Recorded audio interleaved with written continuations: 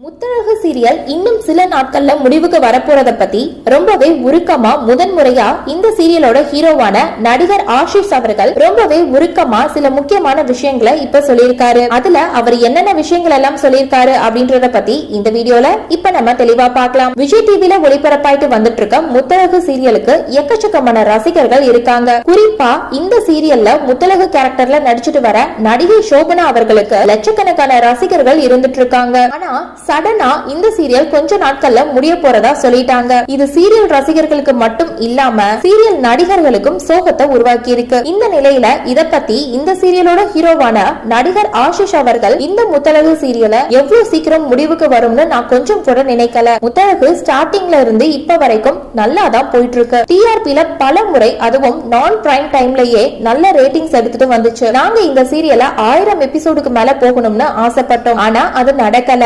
1000 episode கொண்டு போவாங்கன்னு நாங்க எல்லாருமே ரொம்ப முயற்சி பண்ணோம். என்ன பண்றது, அடுத்தடுத்து பல புது சீரியல்களும் பிக் பாஸ் சீசன் 8 வரப்போறனால எங்க சீரியலை அவசர அவசரமா முடிக்க சொல்லிட்டாங்க. வருஷம் பிக் பாஸ் வரதுனால சில சீரியல்களை முடிவுக்கும் சில சீரியல்களோட டைம் ஸ்லாட்டை சேஞ்ச் பண்ணுவாங்க. அதனாலதான் எங்க சீரியலை முடிக்க போறாங்க. எங்க கிட்ட இன்னும் 1000 எபிசோட் கொண்டு போறதுக்கான கதை இருக்கு. ஆனா என்ன பண்றது, சீரியலை முடிக்க சொல்லி சேனல் தரப்புல இருந்து சொல்லிட்டாங்க. நிறைய ஃபேன்ஸ் எல்லாம் முத்தழகு சீரியலை முடிக்காதீங்க அப்படின்னு என்கிட்ட கேக்குறாங்க. எனக்குமே சீரியல் முடியறதுல கொஞ்சம் கூட விருப்பமே இல்ல. கூடிய சீக்கிரமே பல ப்ராஜெக்ட்ஸ்ல உங்களை மீண்டும் என்டர்டெயின் பண்றேன்.